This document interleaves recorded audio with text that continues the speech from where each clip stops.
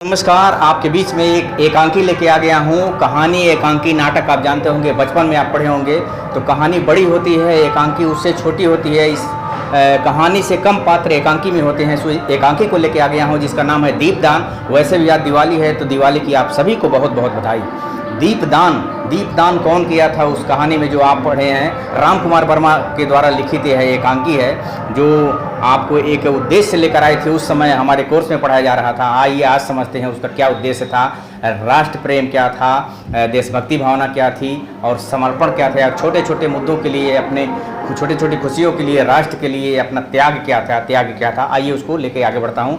हालांकि कहानी और एकांकी में थोड़ा अंतर बता दिया। कहानी लंबी होती है, एकांकी छोटे होते हैं, इसमें कम पात्र होते हैं। आइए दीपदान की तरफ चलते हैं कि दीपदान कौन करता था। कहानी शुरू होती है चित्तौड़ से। चित्तौड़ की गद्दी पर बैठे थे राणा संग्राम सिंह। संग्राम सिंह की मृत्यु के बाद उनके भाई होते हैं पृथ्वी सिंह की दासी पुत्र का नाम था बनवीर सिंह। बनवीर सिंह की गद्दी पे बैठने की महत्वाकांक्षा ने चित्तौड़ में तहस नहस मचा दिया, तहलका मचा दिया, चित्तौड़ को गर्म कर दिया।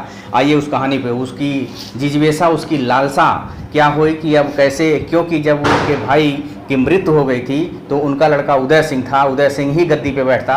गद्दी पे उदय सिंह गद्दी चित्तौड़ के मालिक थे, लेकिन अभी बच्चा था उदय सिंह। तो ऐसे में बनवीर के मन में आया कि अगर इस बच्चे को मार दिया जाए तो हम चित्तौड़ की गद्दी पे बैठ जाएंगे। उसके लिए उन्होंने सोते हुए विक्रमादित्य की हत्या कर दिया और बिना किसी समय के दीपदान का आयोजन किया। मयूर पक्ष में पुण्य में दीपदान का आयोजन किया। सब लोग समझ नहीं पाए, लेकिन उसकी धाय माँ पन्ना, धाय माँ जानते हैं कि धाय माँ भी एक छत्राणी थी जिसको पालन पोषण करती थी।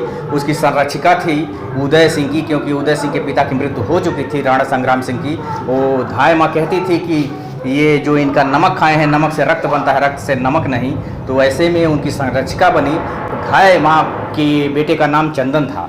ऐसे में जब बनवीर जो है आयोजन करता है दीपदान का, इस दिवाली टाइप का उत्सव मनाता है, वो ऐसे में वो जो दासी थी वो समझ गई, धाय जो थी समझ संरक्षिका पालिका थी, वो समझ गई कि उदय सिंह के षड्यंत्र कर रहा है बनवीर। ऐसे में आयोजन हो गया, सब कुछ मन रहा था, देश और उस राज्य में मनाई जा रही थी, खुशियाँ मनाई जा रही थी उस त्यौहार में। उसके बाद ये इनको उदय सिंह को बुलाने के लिए एक नर्तकी को भेजा। उसके बाद उस नर्तकी को धाय माँ ने डांट कर खदेड़ दिया, फटकार कर खदेड़ दिया। राग रंग की धरती नहीं है, ये जौहर की धरती है। यहाँ तलवारें खेलती हैं, आपस में टकराती हैं, पारे नाचती हैं, रावल की लड़कियाँ नहीं। तो ये सब बातें कह के उसको भगा दी। उसके बाद उधर से बनवीर हाथ में तलवार लेकर के आया और बीच में जो भी पड़ा उसे मारता गया। उसके बाद अब धाय माँ क्या करती, इसका बेटा जो है उधर उदय सिंह सोए हुए थे, अब क्या करे। अब उसके बाद चंदन उसका खुद का बेटा था, चंदन को वहाँ पे सुला दी और उस जगह पे सुला दी जहाँ पर घर में प्रवेश कर चुका था इधर तलवार लेकर के भागते हुआ बनवीर। और अपने कमरे में गई, वहाँ जहाँ उदय सिंह सोए हुए थे वहाँ चंदन को, अपने बेटे को सुला दिया। उदय सिंह को किसी तरह से जूठे पत्तल में कीरत बारी के माध्यम से बाहर, किले के बाहर निकलवा दिया सुरक्षित। और इसे जो है बहुत लड़ाई की, बहुत फटकारी, खंजर भी चलाए, कहे कि ये छत्राणी हूँ, मैं भी छत्राणी हूँ और कुल की रक्षा के लिए अपना यह बलिदान भी कर दूंगी, अपने मन में ठान लिया उसने। उसके बाद उसी के सामने उसके बेटे का कत्ल कर देता। हालांकि वह जानता है कि मैंने उदय सिंह को मार दिया। और वहीं अपने हृदय से रोते हुए, हालांकि इधर कठोर बन के खड़ी थी सामने महिला, लेकिन हृदय से रो रही थी कि अपने ही बेटे को मैंने कर दिया। अपने आप को सर्पणी कह रही थी, वो सर्पणी जो अपने बच्चे को खा जाती है, ऐसे कहते हुए प्रायश्चित भी कर रही थी।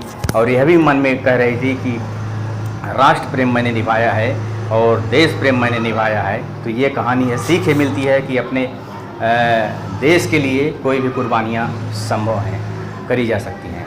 तो ये सब कहानी है दीपदान की। और कहती है उसमें कि असली दीपदान तो मैंने किया है, अपने कुल का दीपक मैंने दान कर दिया। तो साथियों, कहानी कैसी लगी, अच्छी लगी हो तो शेयर करेंगे। ऐसी सारी कहानियों के साथ मेरे साथ जुड़े रहें। बहुत बहुत धन्यवाद।